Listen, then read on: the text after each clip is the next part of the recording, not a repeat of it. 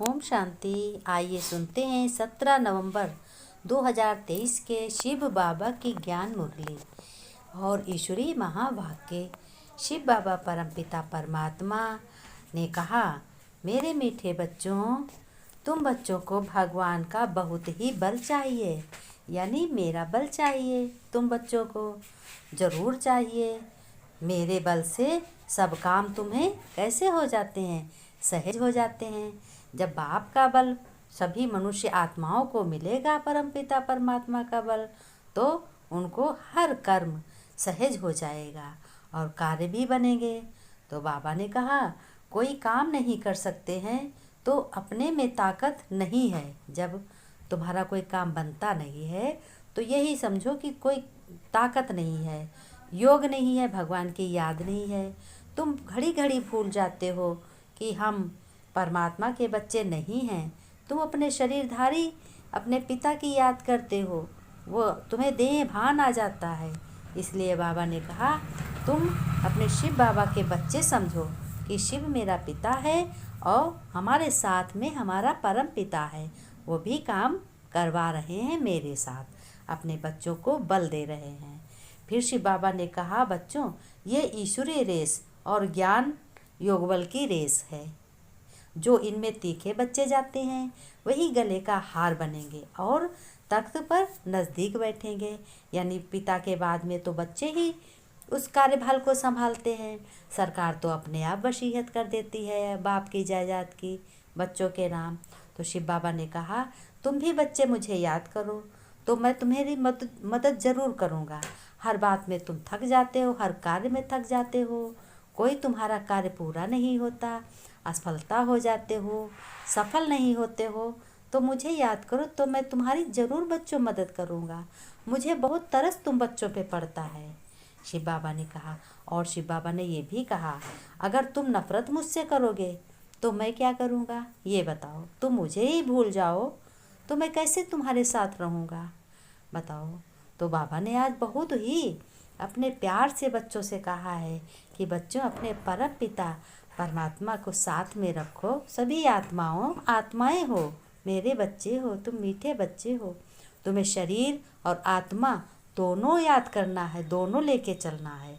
लेकिन क्या है, शरीर बाद में देखो और अपने पिता परमात्मा और अपनी आत्मा को पहले याद में लाओ, फिर शरीर द्वारा काम करो। तो आत्मा तो राजा है, इन कर्मेंद्रियों से, हाथ पैर और मुंह नाक से, इनसे सबसे कर्म करवाती है। इसलिए तुम अपने को यही समझो कि मैं आत्मा करवा रही हूँ अपने शरीर द्वारा, इन कर्मेंद्रियों द्वारा। आत्मा राजा है ना, और ये शरीर क्या है, नौकर चाकर कर्मेंद्रियाँ हैं, हाथ पैर मुंह जिनसे तुम कार्य करते हो ना। आत्मा तख्त सिंहासन पर और अपने मस्तक के बीच में बैठी है, राजा सिंहासन पे बैठी है ना। तो बाबा ने कहा, बाप और वर्षों को याद करते करते तुम्हें बच्चों सुदर्शन चक्र फिराते फिराते जब देखो नींद आती है तो सो भी जाओ, और फिर सवेरे सवेरे उठोगे तो वही तुम्हें अच्छी सफलता हर कार्य में मिलेगी। शिव बाबा ने बहुत ही प्यार से बच्चों से कहा, बच्चों, जो करेगा सो पाएगा, जो जैसा बोएगा वैसा ही काटेगा। अगर तुमने धान की फसल उगाई है तो तुम उस खेत से गेहूँ नहीं काट सकते। जो कर्म तुम्हारे अनजान में पाप हुए हैं, कुकर्म हुए हैं, उनका फल कोई नहीं भोगेगा, कोई वजन नहीं उतारेगा, वो तुम ही पाओगे। इसलिए मेरे बच्चों, तुम्हें बहुत ही ध्यान में रहना चाहिए कि बहुत ही हर पॉइंट को याद रखो कि करने वाले का देखने में आता है, उसकी चलन है प्रत्यक्ष। जो करता है, जैसे तुम कर रहे हो तो देखने में आते हो कि हाँ, ये देखो फला इंसान कार्य कर रहा है, लेकिन पिता सबको नज़र नहीं आता, पिता सिर्फ तुम्हें नज़र आएगा। तो तुम एक बार एहसास करो कि हमारे साथ परम पिता परमात्मा शिव पिता है, अपनी आत्मा बच्चों से, आत्मिक बच्चों से कर्म करवा रहा है। अपने प्रिय बच्चों से परम पिता आत्मीय बच्चों को देखते हैं, आत्माओं से प्यार करते हैं। मेरे बच्चों, फिर शिव बाबा ने कहा, ना करने वाले की तो चलन और ही होती है। जो बच्चे कार्य नहीं करते हैं, जो अपने पिता का कहना नहीं मानते हैं, उनकी चलन भी चेहरे से मालूम हो जाती है।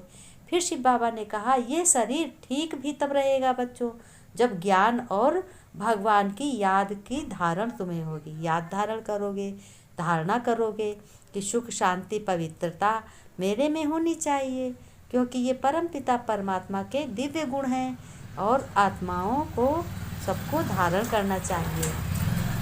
एक तो धारणा होनी चाहिए, तो भविष्य में नया शरीर तुम्हें मिलेगा और तुम बहुत सुखी रहोगे। वर्तमान भी सुख में रहेगा और तुम आगे चलकर भी सुखी रहोगे। शिव बाबा ने कहा, बच्चों अब तुम सबकी सगाई किससे हुई है? एक शिव बाबा से हुई है, जो निराकार है, परम पिता है। इस शरीर को नहीं श्रृंगारना है, अपनी आत्मा को श्रृंगारना है।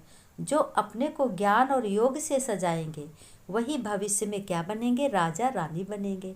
किसके जैसा बनेंगे? लक्ष्मी नारायण जैसा बनेंगे। तो तुम्हारा लक्ष्य क्या है?